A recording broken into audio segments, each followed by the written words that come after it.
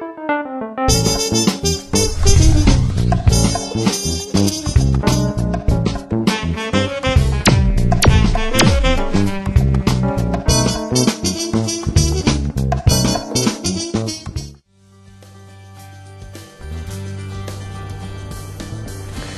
시청자 여러분 안녕하십니까. 하광룡의 안전한 법률 진행을 맡은 하광룡 변호사입니다. 오늘도 이 프로그램을 같이 진행할 정명기 씨를 소개하겠습니다. 예, 반갑습니다. 네, 변호사님 네, 안녕하세요. 네. 날씨가 많이 따뜻해져서 이렇게 옷차림도 좀 가벼워지고 있는데 그 방송이 한 6회 정도 되니까 변호사님 점점 멋있어지시는 것 같아요. 저도 이게 방송을 하다 보니까 옷 매무새도 더 신경 쓰게 되고 또 말하는 솜씨도 처음에는 참 어색하고 했는데 조금씩 나아지는 거 아닌가 생각되고 그렇습니다. 그리고 또 여름이 되니까 우리 시청자 여러분도 걱정도 되고 해서 또 여름에는 또 무슨 얘기를 할까 걱정을 하고 그랬습니다. 그래 어떻습니까? 영지 씨는 여름이면 사실은 뭐가 생각나요? 저는 일단 아직 학생이다 보니까 여름 방학이 이제 아직도 생각이 나더라고요. 그래서 빨리 이제 기말고사를 마치고 이제 여름 방학 때 친구들이랑 어디 놀러 갈까 그런 생각하고 있는데 그렇죠. 변호사님은 여름하면 저도 이제 여름이면 뭐 어릴 때 시골 그 강가에서 친구들과 다 홀랑 벗고 맥 감던 얘기 또 뭐 계곡에서 이렇게 시원한 물벼락 맞으면서 수박 먹던 생각 또는 뭐 옛날엔 또 에어컨도 없고 뭐 이러니까 얼마나 더웠겠어요. 아주 더워서 정말 그때 겨울보다 여름이 더 싫었던 것 같아요. 요즘 뭐 여름이 영 좋더라고요. 여름이 좋고 또 여름에 아무래도 공기가 맑잖아요. 또 실록 다시 말해서 푸른 녹음 밑에서 살고 하니까 좋긴 좋은데 또 여름 하기 휴가도 있고 해외로 국내로 재밌는 얘기가 많은데 이 사회안전방송이고 또 이러다 보니까 또 사고를 얘기하다 보니까 그죠? 우리가 시청자 여러분에게 재밌는 얘기를 가지고 얘기를 해야 되는데 꼭 사고 안 나가고자 하는 이런 얘기를 하다 보니까 어떻게 하면 이게 사고 나는 얘기도 재밌게 할 수 있을까요? 한번 연구를 해봅시다. 더 재밌게 시청자 여러분에게 다가가는 방법을 연구를 해야 될 것 같습니다. 다만 이게 결국은 또 더욱 덥게 되면 장마, 홍수 또는 뭐 태풍 뭐 이런 것들이 생각나잖아요. 그래서 이런 자연재해가 이렇게 항상 예상되어 있는 계절이다 보니까 즐거운 생활 속에서 이런 걸 대비를 해야 우리가 시청자 여러분들도 다 즐거운 생활을 할 수 있으니까 오늘도 또 무거운 주제인 자연재해에 대해서 얘기를 좀 해보도록 하죠. 어떻습니까? 자연재해 뭐 어떤 게 생각이 나요? 저는 자연재해 하면 일단 굉장히 큰 사건으로는 이제 뭐 주변 이웃국이기도 한 또 일본에 얼마 전에도 덮쳤던 그런 쓰나미 같은 게 생각이 나고 보통 이제 자연재해 영화들이 굉장히 많잖아요. 그래서 보통 이제 지구가 이제 멸망하는 요인을 주로 이제 자연재해 이런 걸로 해가지고 뭐 어느 날 뭐 이렇게 태풍이나 해일이 뭐 몰려와서 이렇게 뭐 뉴욕이 이렇게 절반이 잠긴다거나 그런 데서 이제 어떻게 살아남을까 막 이런 영화들을 많이 보는데 그래서 이렇게 굉장히 좀 그런 여름에 닥칠 수 있는 그런 홍수나 태풍보다는 좀 큰 걸 생각하게 되는데 사실은 이런 작은 자연재해에서도 피해가 참 많이 발생하는 것 같아요. 어떤 자연재해도 그래 이제 우리가 뭐 법률에서 예정하고 있는 자연재해라는 것은 어떻게 보면은 전체적으로 지구가 멸망하는 단계라든지 또는 뭐 우리가 아무리 인류가 노력을 해도 막을 수 없는 재해 이런 걸 예상하고 있지는 않습니다. 그건 뭐 누구도 책임질 수도 없고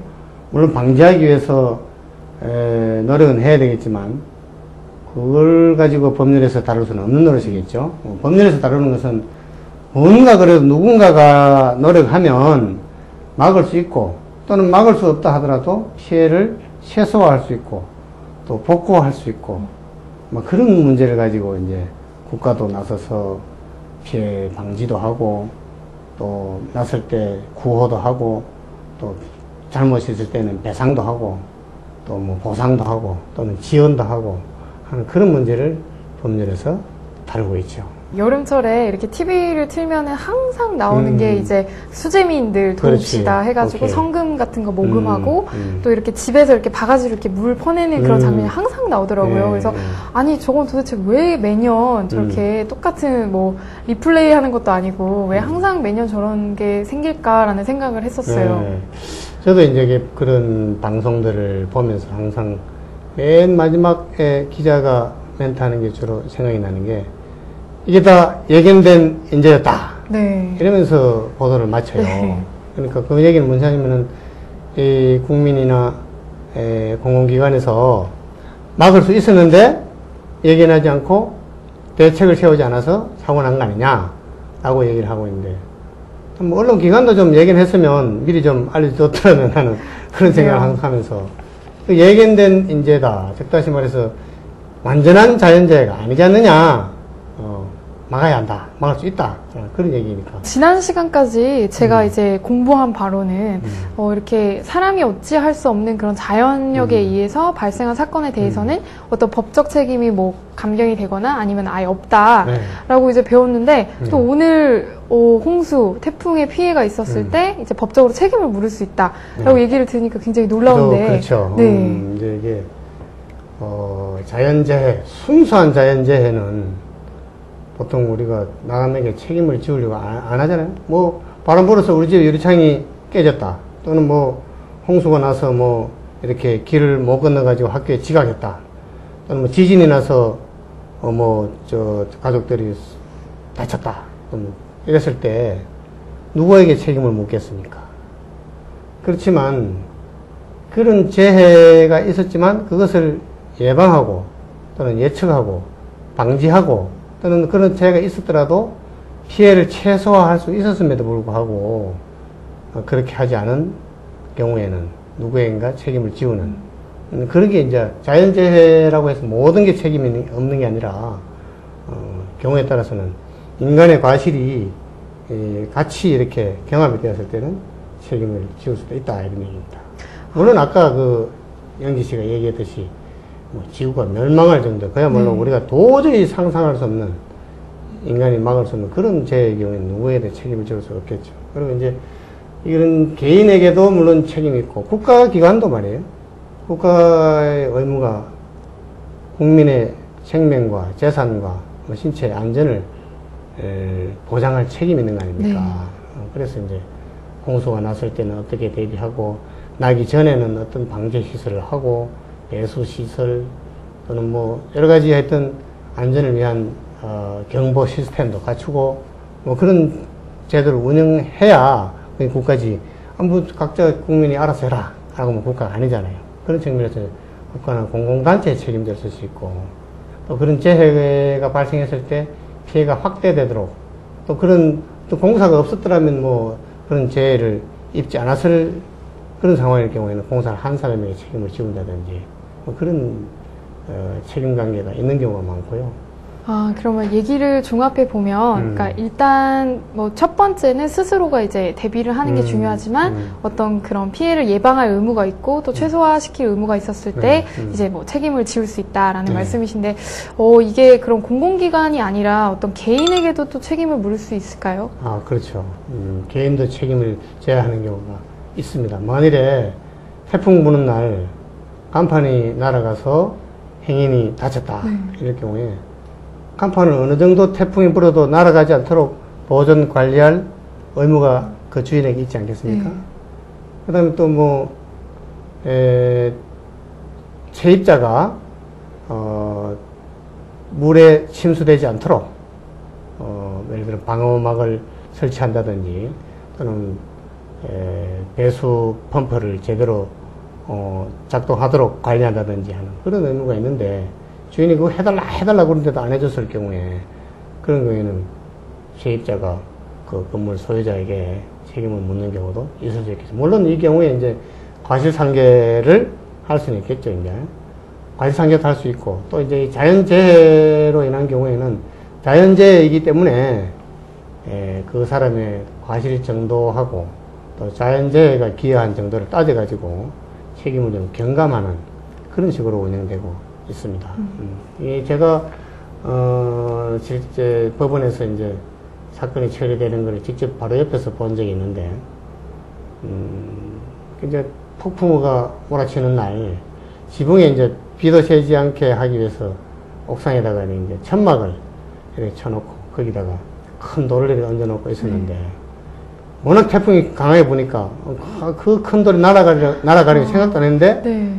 그 돌이 날아가서 지나가는 행인에게 맞아서 아주 뭐 큰 피해를 입은 네. 그런 사건이 있었어요. 그런데 그게, 피해자가 이제 그 집 소유자를 상대로 소송을 제기를 했는데, 그 당시에 담당했던 판사님이 같은 방에 있으면서, 그 좀 피해를 좀, 과실상계를 좀 했으면 좋겠는데, 그 집주인이 그 돌 날아가리라고 생각도 못 했는데, 그 피해가 너무 커서 어떻게 하면 좋으냐라고 그래서 제가 그랬어요.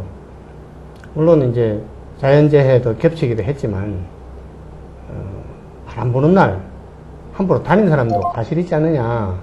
우리 그 바람 부는 날 우리 어린애가 만일에 네. 집에서 밖에 나가려면 야, 왜 다니니? 가지 마라. 네. 또는 뭐 심하게 바람 부는 날은 학교를 뭐 안 보낸다든지 뭐 그런 그 주의를 해야 되잖아요. 네. 그래서 경상도 말로 바람 부는 날 와 댕기노 이래가지고 네. 그 과실상계를 권했더니 실제로 그 사건에서 네. 과실상계를 해서 피해자와 가해자에게 어느 정도 그 손해를 좀 분담시키는 그런 판결을 한 적이 있는데, 어쨌든 이 자연재해가 겹쳤을 때에는 모든 사람에게 다 뭐 책임을 다 지우기는 너무 가혹하잖아요, 그죠?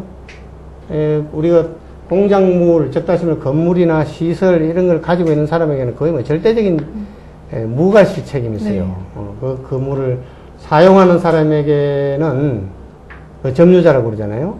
그 점유자에게 1차적인 책임이 있는데, 그 점유자가 내가 뭐 관리하는데 아무 잘못이 없었지 않느냐라고 이렇게 항변을 해서 그 과실이 무과실이 입증이 되면 소유자는 그 절대적인 책임이 없는 경우가 거의 없어요.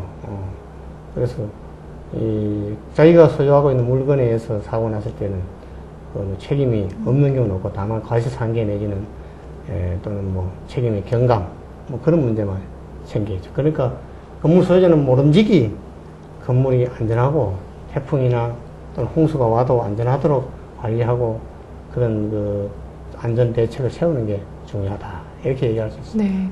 그 말씀하신 대로 이제 바람 부는 날 다니지 마라 라고 이런 어떤 주의 요청을 할 기관이 만약에 있으면, 그러니까 뭐 학교 측이라든가 학교 측에서 막 너무 심하게 뭐 폭염이라든가 아니면 폭우가 쏟아지는데 학교에 등교를 해라 라고 했다거나 이럴 때 또 피해가 책임이 될까요? 그래요. 이제 그 참 학교에서 휴교를 명했어야 됨에도 불구하고 학생들을 등교시켰을 때 일반적으로 책임을 져야 하는 경우는 좀 드물겠죠. 그런데 이제 만일에 교육부에서 또는 뭐 교육위원회에서 휴교를 해라 라고 명령을 했음에도 불구하고 그 지시를 어기고, 아이고 뭐 우리 학교는 그냥 자율적으로 공부하겠다 라고 해서 등교를 시켜서 폭염 또는 폭우 뭐 태풍으로 인해서 피해가 입었다면, 피해가 났다면 책임을 져야 되는 경우도 있을 겁니다. 이게 이제 보통 뭐 이런 기상 악화의 경우에 학교장 재량으로 휴교를 할 수 있다라고 이렇게 명하는 경우가 많은데, 휴교를 하라고 명했음에도 불구하고 강제적으로 하라고 했음에도 안 했을 경우에는 책임을 지는 경우가 있을 겁니다. 이런 뭐 유사한 케이스라고도 할 수 있는 게, 만일에 어떤 당사자가 차를 몰고 가는데 폭우가 예상되는 지역으로 운행해 가는데 도로공사 이런 측에서 기상 악화 내지는 뭐 폭우가 예상됨에도 불구하고 출입 통제를 안 해가지고 어디 이렇게 그 한 곳에 감금되는, 즉 다시 고립되는 네. 그런 사태가 빚어졌을 때 책임이 있냐 없냐 하는 문제가 실제로 법원에서 사건이 있었어요. 네. 있었는데 그 사건에서는 아마도 그 기상대에서 폭우가 예상된다고 보도를 했고, 또 이제 거의 대부분에서 이렇게 출입을 통제했음에도 불구하고 어느 한 출입구에서 통제를 안 하고 그냥 놔뒀어요. 그런 경우에는 책임이 있다 이래가지고 손해배상 책임 일정 부분을 물린 그런 케이스가 있습니다. 이건 마찬가지로 뭐 지방자치단체나 이런 데서도 이런 케이스도 실제로 있었는데 대피를 하라 라고 방송을 하여야 함에도 불구하고 그런 대피를 위한 명령을 내리지 않아서 원래 침수사고 뭐 이런 침수 피해 이런 거 입고 인명피해가 있었을 때 책임이 있냐 없냐 하는 그런 문제로 사건이 뭐 하급심에도 있었었는데 실제로 그 사건에 있어서는 아마도 여러 가지 뭐 사정을 고려해가지고 지방자치단체까지 그런 책임을 묻기는 곤란하지 않느냐라고 해서 원고 청구를 기각한 사실이 있었는데 또 그와 반대되는 케이스도 있어요.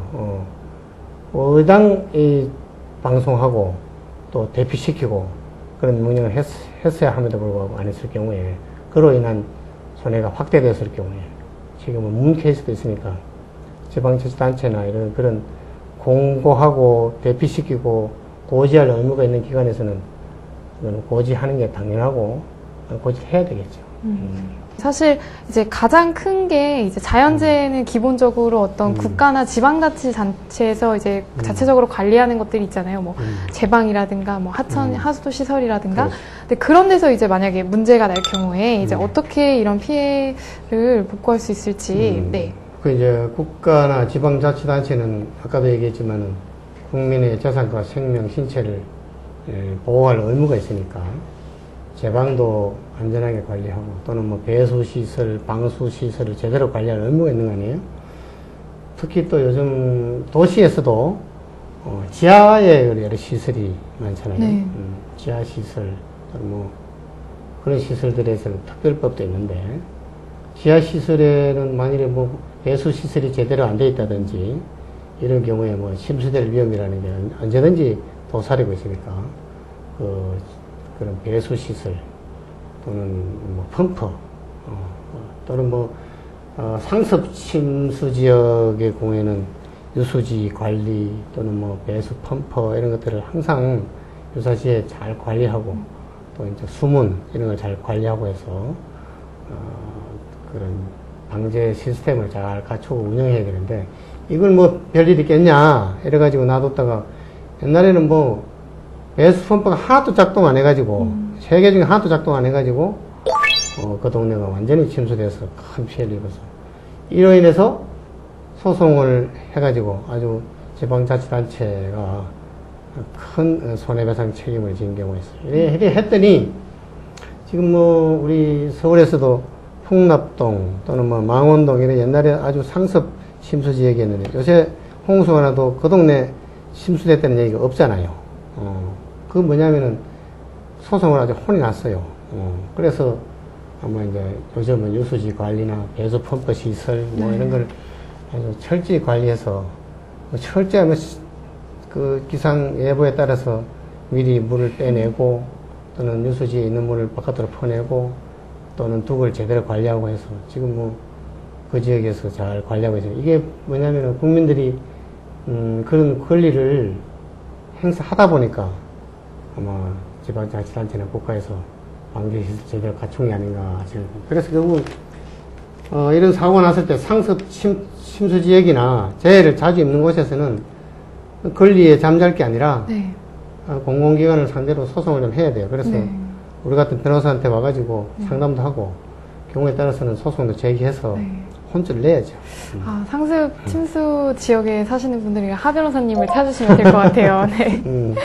그 되게 실질적인 사례들도 또 있죠. 이렇게 진짜 말씀하신 것처럼 공공기관이 또 책임을 졌던 사례들이 있는데 또 이제 가장 또 최근에 기억이 제가 많이 나는 게 진짜 서울의 어떤 홍수 피해로 인명사고가 날 수 있다고 그렇죠. 생각을 못 했거든요, 저는. 근데 실제로 그 일어난 사건이 또 있어서. 그래요. 뭐 한 몇 년 전에 네. 바로 뭐 1, 2년 전에 우리 방배동에서 산사태로 집이 매몰되고 네. 아주 불행한 사고가 있었는데 이 논란이 있었던 게 그런 산사태가 우려되는 곳에 택지 개발을 하게 해주고 즉 택지 개발 허가를 하고 또 건축 허가를 내준 지방자치단체가 잘못한 거 아니냐 그런 문제가 제기되기도 했고 그 피해를 또 집중호우에 대해서는 대비책이 없었지 않았느냐라고 해서 손해배상 문제가 대두된 적이 있는데 이 사건이 어떻게 됐는지는 잘 모르겠는데 하급심 판례나 대부분 판례는 찾아보니까 없더라고요. 없는데 아마도 이제 만일에 이게 이제 그 통상이 결국은 집중호우가 그때 어느 정도 내렸느냐, 어느 정도 예상할 수 있을 정도였느냐, 아니면은 이게 도저히 예상할 수 없는, 그야말로 뭐, 한 100년 만에 한 번씩 나올 동말동한 호우였다. 이랬다면은 그 정도까지 대비해서 뭐, 택지 개발 허가, 건축 허가를 고려할 수는 없지 않느냐. 이런 뭐 여러 가지 택지 개발이나 뭐 경사진 이런 데서 그거 다 검토를 하고 허가를 내주거든요. 그런 심의를 거치고 했을 텐데 그런 과실이 있냐 없냐 문제는 뭐 그 호우가 어느 정도였냐를 따져야 될 것 같고 또 만약에 그런 과실이 있었을 경우에 이제 또 이제 그 물론 그러면은 그게 집 지어서 사는 사람은 뭐냐 피해자 본인도 과실이 있지 않느냐 그게 왜 허가해달라고 목매달고 택지 개발해서 들어갔느냐 건축해서 들어간 사람이라면 책임이 있지 않느냐 라고 얘기할 수도 있고 또 한편 거기 들어가서 사는 사람은 또 아니 내가 지은 게 아니라 지어놓은 데 사서 들어왔다 응? 그게 뭐 살만하니까 허가를 내줬고 해서 살았는데 그걸 내보고 책임지라면 어떡하느냐 막 그런 복잡한 문제가 생길 수가 있어요. 그런데 여하튼 만일에 건축 허가상의 어떤 그 안전관리, 안전점검상의 문제가 있었다면 책임이 있을 수도 있고 또 그런 문제가 통상의 경우 어느 정도 예측되는 자연재해에도 대비해서 그런 문제가 있을 수 없다라고 판단되는 객관적인 자료가 있다면 공공기관의 책임은 없다고 할 수 있겠죠. 다만 이제 이런 경우에 이제 그 배상 문제가 있고 또 보상 문제가 있고 또 이제 지원 문제가 있어요. 공공기관이 배상한다 하는 거하고 보상한다 하는 거하고 또 지원한다 하는 문제가 법률적으로 달라요. 배상이라는 것은 어떤 그 책임 있는 상대방에다가 책임을 추구하는 잘못했기 때문에 손해를 물으라 하는 그런 얘기고 보상이라는 것은 뭐 잘못한 건 아니지만 내가 특별한 손해를 입었지 않느냐 누구를 위해서 희생했지 않느냐 다시 말해서 수해가 일어났는데 다른 집은 다 파손되고 우리 집만 멀쩡하다 이러면 동네 사람이 그 집에 와서 자고 그 집에 있는 쌀을 가지고 밥에 먹고 또 뭐 물도 쓰고 먹 타고 자고 그랬어야 될 거 아닙니까? 그걸 이제 긴급 구호를 위해서 행정 기관에서는 요구를 할 수 있어요. 그랬을 경우에 그걸 이제 보상을 해주는 그런 문제가 있을 수 있고 또 이제 뭐 사고가 났는데 누구에도 배상 책임을 뭐 물을 수 있는 경우도 있고 뭐 못 물을 수도 있겠지만 어쨌든 사고가 나면은 구호를 해야 될 거 아닙니까? 또 복구를 해야 될 거 아닙니까? 그죠?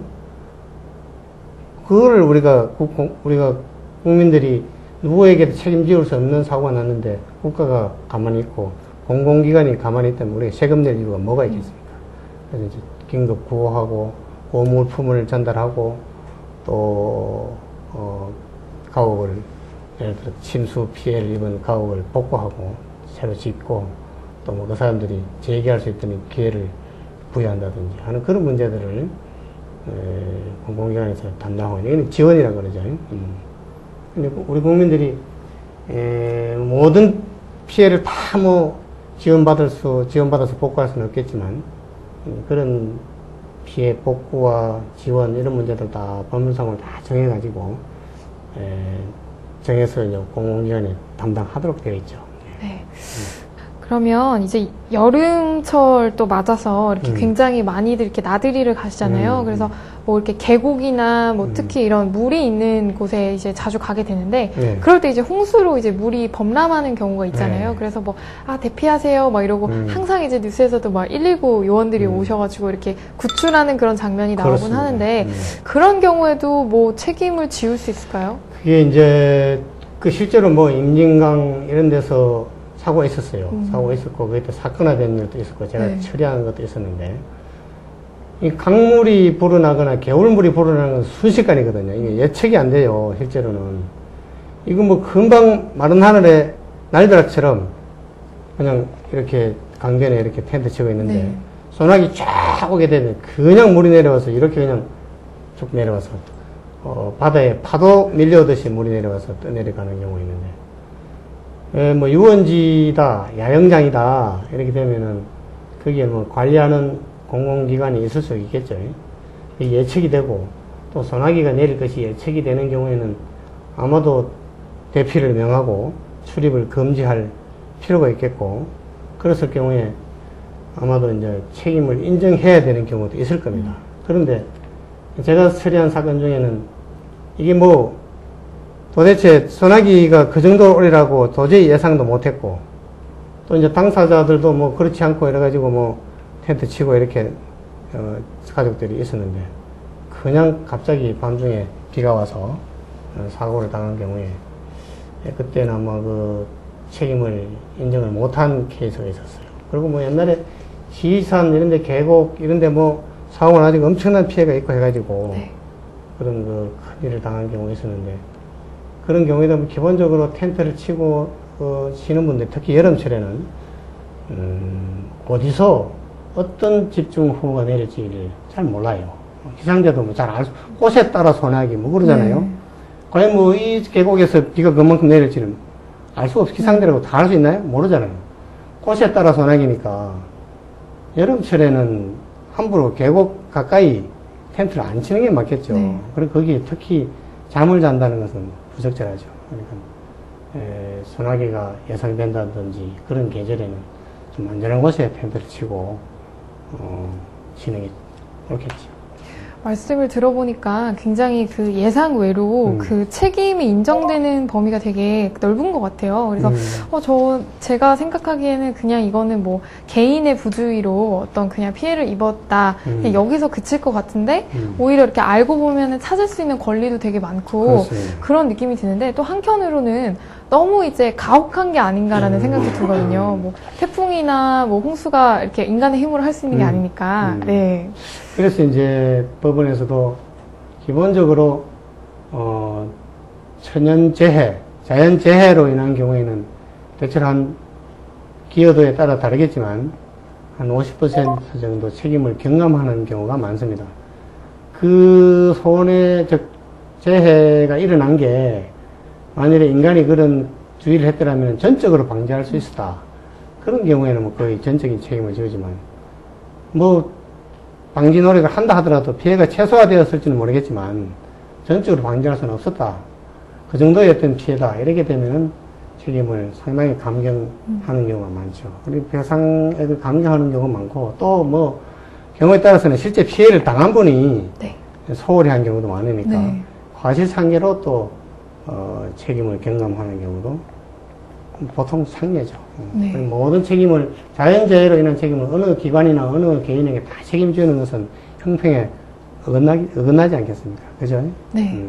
그래서 아까 또 말씀해 주신 게 이제 배상과 보상과 지원의 차이에 대해서도 말씀해 주셨는데, 이렇게 직접적으로 어떤 국가기관의 책임을 물을 수 없더라도 또 이렇게 구제받을 수 있는 보상이나 지원의 길이 또 있죠. 그렇죠. 네. 그거 이제 우리가 지금 요새 뭐 자연재해에 대해서 얘기합니다만은, 자연재해와 인간적 재해가 여러 가지로 이렇게 겹쳐서 인간이 이런 공공시설물을 만들지 않았더라면은 자연재해가 났더라도 뭐 사고를 안 당할 그런 일도 있잖아요. 지난번 일본에서 어떤 쓰나미로 인한 원자로 피해, 네. 이런 경우에는 쓰나미로 인한 피해는 있을 수 있지만 원자로의 파손으로 인한 손해는 옛날 같으면 있을 수도 없는 일이 원자로를 가동했기 때문에 피해가 일어나지 않습니까? 네. 근데 우리도 뭐 원자로를 많이 갖고 있고 원자로 이용하는 뭐 기술도 아주 앞서 있는 나라이고 안전에 만전을 기하고 있겠지만, 이게 뭐 지진이 난다든지 네. 또는 해일이 갑자기 지진 해일 뭐 이런 게 일어난다 했을 때 피해를 어떻게 하겠습니까? 그런 일이 일어났을 때는 단지 국가나 또는 원자로 운영하는 측에서 뭐 감당할 수 없으니 책임 없다라고 하게 되면은 수긍이 가요? 글쎄요. 수긍이 안 가죠. 네. 그래서 결국 이것도 이제 우리나라에서도 이미 이제 그 원자력 손해배상법 이래가지고 어떠한 경우에 사고가 난다 하더라도 지진이든 뭐 해일이든 무슨 뭐 그런 경우에 손해배상을 하도록 되어 있어요. 아, 그렇군요. 하도록 되어 있고 물론 이제 그 원자로를 운영하는 측에서 모든 책임을 그냥 지면 또 우리 평소에 전기도 활용해야 되고 이게 뭐 경제적으로 필요한 상황인데 다 책임을 지우는 그렇다 이래가지고 국가에서 이제 보조도 하고 또 그런 그 손해배상에 대한 계약을 맺어서 국가에서도 보조도 하고 그런 장치를 하고 있습니다. 네. 그런데 원자력으로 인한 손해에 대해서는 뭐 너무 할 얘기도 많고 세계적인 선례도 많고 해서 한번 다음 기회에 제가 한번 총 정리해서 우리 시청자 여러분과 한번 토론하는 식으로 네. 이런 경우는 어떻고 저런 경우는 어떻고 국가 책임은 어떻고 뭐 그런 걸 한번 논의하기로 하고 오늘은 원자로 부분 빼고 네. 한번 얘기를 계속 하도록 하죠. 네. 항상 이제 발생하는 그런 뭐 수재민들에 대한 어떤 지원책도 좀 있을 것 같아요. 네, 그래서 이런 권리들을 좀 이렇게 어떻게 찾을 수 있을까요? 그게 이제 우리나라에도 이제 우리나라가 서야말로 복지국가를 향하고 있지 않습니까? 네. 국민 행복 추구권. 예, 그래서 이제 국민이 어떻게 하면 행복하게 살 수 있도록 할 것이냐. 재난에서 대해서 구호해주고 해야 되는 그런 의무가 국가에 있다 보니까 옛날부터 이제 소위 뭐 재난 및 안전관리기본법 또는 뭐 자연재해 대책법, 지진재해 대책법 또 뭐 요즘 뭐 고층 건물 지하실들 있어가지고 초고층 및 지하 연계 복합 건축물 재난관리에 관한 특별법 이런 긴 법률도 있고 네. 뭐 순환구호법, 농업재해 대책법 이래가지고 뭐, 하여튼 법률상으로는 만전을 기하고 네. 있습니다. 이런 법들이 있는지, 뭐, 전문적으로 연구 안 하면 뭐 법률가도 잘 네. 몰라요. 그런데, 어쨌든, 이런 그 법률로서 많은 그 구제를 할 수 있도록 해야 돼 있고, 구호도 하게 돼 있는데, 어쨌든, 재난, 부호 및 재난 복구 비용 부담 기준 등에 관한 규정, 이래가지고, 이재민 구호, 또는 뭐, 이재민 자녀들의 중학생, 고등학생 학자금 면제, 또는 농업, 임업, 어업 자금의 상한기한 연기 및 그 이자 감면, 정부 양곡 무상지급, 또는 뭐 그 밖에 중앙재난안전대책본부에서 여러 가지 이제 특수한 상황에 따라 결정한 사항에 따라서 하고 있는데 이것은 기본적으로 손해배상이라기보다는 지원입니다. 네. 그렇게 지원을 할 수 있도록 하고 있고. 하여튼, 우리 국가에서는 법률상으로는 구호도 하고, 물론 재난 방지 대책도 세우고 예방하는 시스템도 갖추고 또 이제 긴급 구호도 하고 긴급 대책도 세우고 구호도 하고 복구 지원도 하고 그러면 또 생계 보존 생계를 복구할 수 있는 그런 지원도 하고 있죠. 네. 그렇군요. 되게 말씀하시는 법 이름만 들어도 정말 이게 도대체 몇 가지인가라는 생각이 어느 드는데 법에 의해서 네. 청구해야 될지 우리 법률가는 우리도 한참 찾아봐야 네. 되는 그런 법률이 복잡하게 얽혀져 있는 데서 관련되어 있는 경우도 있건데 다만 이런 사고가 났을 때 일선 공공단체나 지방자치단체 공무원들은 그 분야만 전문가로서 종사하니까 사고가 났을 때 재난 후 한 10일 적어도 뭐 5일 내에 관할 구청이나 시, 군, 구청에 이렇게 신고를 하고 피해 보상 내지는 구호 또는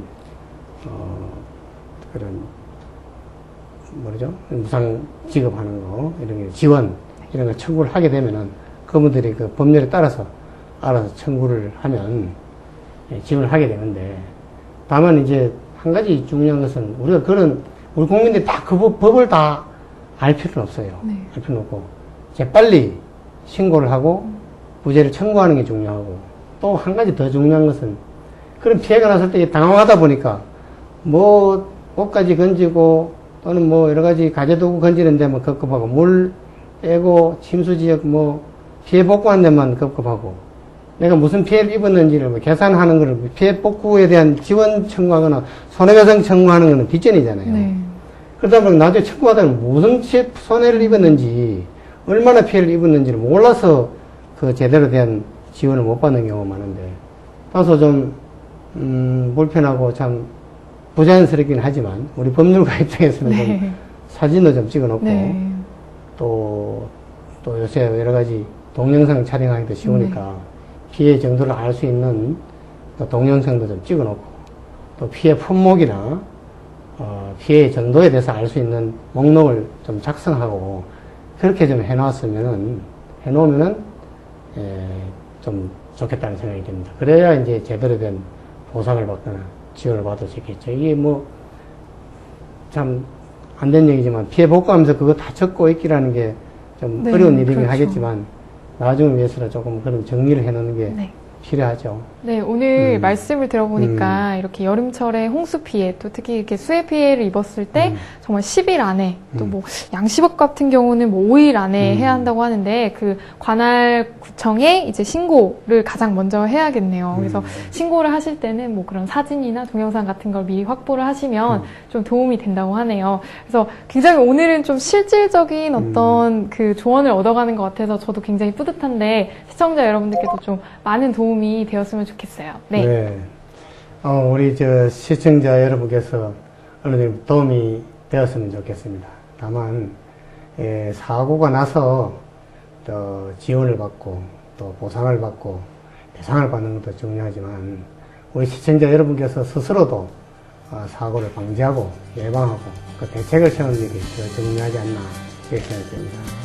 앞으로 좋은 계기를 만나서 사고 당하지 않고 또 사고를 당했다 하더라도 피해를 최소화할 수 있도록 시청자 여러분께서도 주의하시고 또 많은 사항을 숙지하셔가지고 피해 방지에 만전을 기해주시기 바랍니다. 오늘의 하강용의 안전한 법률 이상으로 드리겠습니다. 네, 시청자 여러분 감사합니다.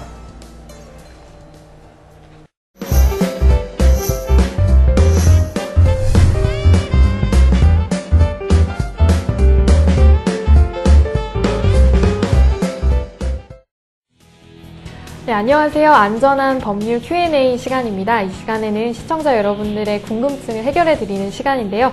오늘도 시청자 게시판에 질문을 남겨주셨어요. 제가 소개해드리도록 하겠습니다. 저는 서울 시내에서 식당을 운영하는 사람입니다. 근데 얼마 전에 식당에 손님이 왔는데 음식을 계속해서 이제 사진을 찍길래 누구냐고 물어봤더니 이제 자신이 파워블로거다 라고 이야기를 했대요. 그래서 사진을 찍어서 글을 올리면 매상이 오른다길래 기분이 좋아서 제가 서비스도 주었습니다. 근데 이 손님들이 나갈 때 계산을 안 하려고 하더라고요. 그래서 약간의 실갱이가 있었습니다. 그리고 며칠 뒤 지인의 말을 듣고 어떤 블로그를 가보게 되었는데 저희 가게가 나와 있더라고요. 근데 굉장히 심한 비난과 거짓말들이 섞여 있었습니다. 그래서 바로 항의를 하였지만 처음에는 무시하더니 한참이 지나서야 게시글을 지우더라고요. 이 경우 그 블로거를 상대로 영업 방해 및 허위사실 유포 같은 걸로 법적 책임을 물을 수 있나요? 라고 질문해 주셨습니다. 네, 어떻게 해야 할까요? 결론적으로 얘기하면 허위사실 유포 등으로 인한 업무방해죄가 됩니다. 업무방해죄가 되고 만일에 그 음식에 대해서는 아주 허위에 비방을 했다든지 할 경우에는 업무방해로 처벌을 할 수도 있고 그로 인한 피해가 있다면 손해배상 청구를 할 수 있어요. 이런 경우가 간혹 있는가 봐요. 네. 이제 요새 여러 가지 인터넷에서 광고를 하는 그런 게 좀 있다 보니까 자기가 무슨 아주 유명한 블로거라는 이유로 그런 광고 미끼로 음식까지 그렇게 돈 안 내고 먹었다는데 이게 어떻게 보면은 우전취식 이래가지고 경범죄 처벌법 위반으로 처벌하든지 아니면 피해 금액이 많다면 사기죄로도 의뢰할 수 있는 사건 아닌가 생각되고요. 참 이런 피해는 없어야 되겠지만 이 시금방진 블로거들을 좀 퇴치해야 되겠네요. 네. 저도 이제 정보를 찾을 때 음식점이나 미용실이든 그렇죠. 어딘가 방문하기 전에 항상 검색을 해보고 그 블로거들의 평가라는 게 굉장히 중요하거든요. 그래서 이 서비스가 어땠다는 등, 이제 질이 어떻다는 등 이런 걸 많이 참고를 하곤 하는데, 이런 블로거들의 입김이 세지다 보니까 이 업주들도 이 눈치를 안 볼 수가 없는 것 같아요. 근데 이렇게 악의를 가지고 좀 이렇게 비방의 목적을 가지고 했다면 이제 영업방해 같은 죄가 그렇죠. 된다는 업무방해죄가 되는 거죠. 네. 업무방해죄가 되고 이런 블로거들이 만일에 제대로 된 기사를 쓰고 해가지고 광고가 되었다면 돈 안 내고 먹은 데 대해서 분이 좀 풀리겠지만, 그것도 가가지고 아주 허위 사실을 유포하고 아주 비방하는 내용을 썼다면은 그에 대해 책임을 져야 되겠죠. 네. 그러면 만약에 이제 이게 허위 사실이 아니라 정말 이제 제가 그 집을 방문했는데 너무 음식도 맛이 없고 막 서비스 질이 너무 안 좋아서 제가 이제 제 블로그에다가 이 가게 가지 마세요 뭐 이런 식으로 썼어요. 근데 만약에 저한테 이제 고소하겠다고 이제 왜 이런 식으로 영업 방해를 하냐 이제 이랬을 때는 어떻게 될까요? 허위 사실 유포가 아니면 그 자체가 무슨 업무방해다 이래 얘기하기는 곤란하겠죠. 네. 어떻게 보면은 이게 뭐 블로그나 이런 인터넷 사이트 상에 어떤 늘 유포되는 것만 아니라면 업무방해라기보다는 그 업소에 대한 충고로 받아들여서 뭐 좋은 일이라고 할 수 있는데, 한편 이게 실제로 뭐 서비스도 형편없고 또 뭐 사실을 기재해서 그 음식점에 잘못된 부분을 지적했다면 업무방해로 처벌하기는 곤란할 것 같고요. 아마 뭐 업소로서는 시정을 하면서 그 내용을 좀 지워달라라고 서로 상의해야 되는 그런 사건이 아닌가 싶은데, 근데 이제 뭐 시정이 되고 아주 뭐 잘 이렇게 개선이 되었음에도 불구하고 악의적으로 계속 유지한다든지 하면은 그것도 아마 업무방해가 또 될 수 있지 않겠나 하는 그런 생각이 듭니다. 굉장히 좀 일상적인 사건이면서도 또 되게 굉장히 좀 논점이 좀 있는 사건인 것 같아요. 돌발 질문 아주 좀 어렵네요. 네. 그래서 이제 변호사님 말씀을 종합해 보면 이제 이런 식으로 허위 사실을 계속해서 유포하는 거는 영업 방해가 또 성립이 될 수 있고, 또 한편으로는 이제 만약에 돈을 계산을 안 하고 그냥 나갔다라고 하면 무전취식으로 또 이게 경범죄 처벌을 받을 수도 있다고 하네요. 어떻게 질문자님의 질문 궁금증이 좀 풀리셨는지 모르겠습니다. 앞으로도 또 이런 궁금증이 있으면 언제든지 저희 홈페이지나 전화로 문의를 주시면 저희가 성심성의껏 답변해 드리도록 하겠습니다. 네, 오늘 Q&A 시간은 여기까지입니다. 감사합니다. 저런 호스가 엉키고 뒤틀려 꼬이고 너무 무거워 사용하기 불편하다고요? 놀라지 마십시오. 마치 뱀처럼 살아있는 호스 매직 스네이크 호스를 소개합니다. 매직 스네이크 호스, 이렇게 작고 짧아 보이지만 물만 풀어주면 쭉쭉 무려 3배 이상 늘어나서 원하는 곳 어디든지 분사할 수 있습니다. 베란다 청소, 벽 청소, 화분 물주기, 마당 청소, 정원 가꾸기, 자동차 세차까지 정말 쉽고 편리해집니다. 사용하신 후에는 이렇게 물을 잠가주면 싹 물이 배출되면서 원래 길이로 돌아오죠. 보세요, 매직 스네이크는 아주 유연해서 꺾어지지가 않습니다. 중간에 꼬이고 물 막히고 짜증날 일도 없죠. 매직 스네이크는 소재 자체가 차원이 다릅니다. 정말 가볍고 아주 유연하고 엄청나게 질긴 특수 소재, 게다가 경관 이중벽 구조로 뒤틀리거나 꺾여서 터질 염려가 없습니다. 사용 중 엉키거나 접히지 않아 멀리 돌고 돌아가서도 물을 뿌릴 수 있죠. 다양한 사용 방법이 있습니다. 30m, 15m, 7.5m 등 마음대로 골라 사용할 수가 있으니까 정말 편리하죠? 잠깐! 지금 주문하시면 7가지 다양한 형태로 분사되는 스프레이건도 드립니다. 세게, 약하게, 넓게, 좁게 용도에 따라 분사가 가능해 아주 편리하죠. 물만 틀면 쭉 늘어나고 물을 잠그면 싹 줄어드는 이 놀라운 매직 스네이크 호스가 7m, 10m? 아닙니다. 무려 15m를 드리고 스프레이건, 수도꼭지 연결 커넥터까지 이 모든 구성이 가격 특가 29,900원, 만원 추가 시 7.5m 호스와 연결잭을, 2만원 추가 시 15m 호스와 연결잭을 추가로 드립니다. 너무 짧아도 문제, 너무 길어도 거추장스러운 호스. 이제 7.5m로도 15m로도 30m로도 맞춤 사용 가능. 매직 스네이크만의 마술 같은 파격 찬스. 절대 놓치지 말고 지금 바로 전화 주십시오. 이제 힘들게 물을 빼주고 감을 필요도 없습니다. 수도만 잠그면 저절로 물이 빠지면서 원래 길이로 싹! 기존 호스는 기우기도 어렵고 중간에 빠져버리고 정말 짜증났었죠? 매직 스네이크를 사용하면 정말 편리해집니다. 베란다 청소, 유리창 청소, 계단 청소, 화분이나 정원에 물주기, 자동차 세차도 돈 들일 것 없이 간편하게. 물만 틀면 쭉 늘어나고 물을 잠그면 쫙 줄어들고. 와우, 이건 정말 마술입니다. 살아있는 뱀쇼 같아요. 사용하지 않을 때도 걱정 없습니다. 무겁고 부피만 차지하는 기존 호스에 비해 가볍고 부피가 적어 공구한나 자동차 글러브 박스에도 쏙 들어갑니다. 견고한 이중벽 구조라 자동차가 밟고 지나가도 끄떡없죠. 매직 스네이크 호스는 아주 가볍고 다루기가 쉬워 여성이나 아이들도 나이 드신 분도 누구나 아주 즐겁게 사용할 수 있습니다. 집안일에도 오케이, 집 밖에서도 오케이. 뒤틀려서 힘들게 펴줄 일도 없고 꺾이거나 꼬임 없이 길게 늘어나니까 아주 유용합니다. 집 청소나 세차, 정원 관리를 이렇게 쉽고 즐겁게 매직 스네이크를 강력 추천합니다. 잠깐! 지금 주문하시면 7가지 다양한 형태로 분사되는 스프레이건도 드립니다. 세게, 약하게, 넓게, 좁게 용도에 따라 분사가 가능해 아주 편리하죠. 물만 틀면 쭉 늘어나고 물을 잠그면 싹 줄어드는 이 놀라운 매직 스네이크 호스가 7m, 10m? 아닙니다. 무려 15m를 드리고 여기에 스프레이건, 수도꼭지 연결 커넥터까지 이 모든 구성이 가격 초특가 29,900원. 만원 추가 시 7.5m 호스와 연결잭을 2만원 추가 시 15m 호스와 연결잭을 추가로 드립니다.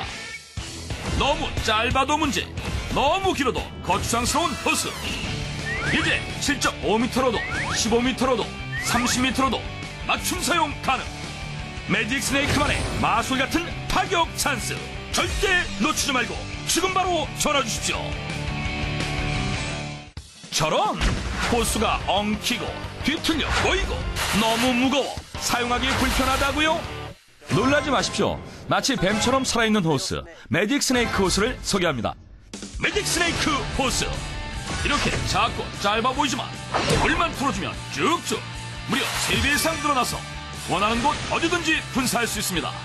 베란다 청소, 벽 청소, 화분 물주기, 마당 청소, 정원 가꾸기, 자동차 세차까지 정말 쉽고 편리해집니다.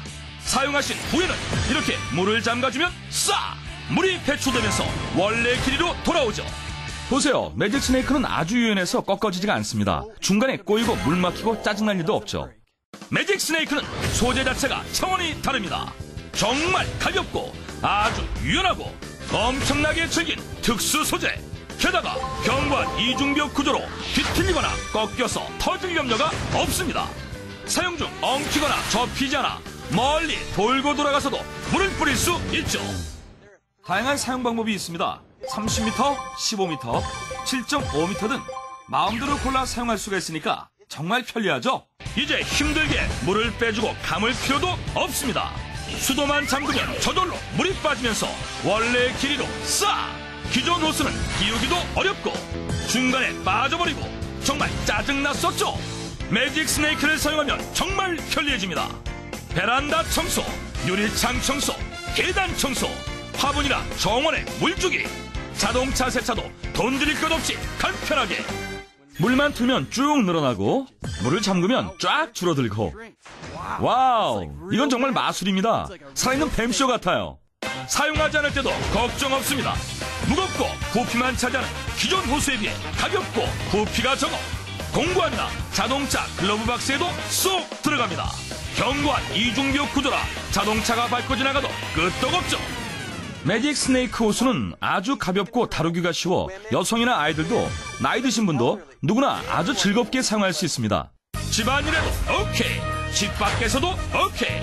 뒤틀려서 힘들게 펴줄 일도 없고 꺾이거나 꼬임 없이 길게 늘어나니까 아주 유용합니다.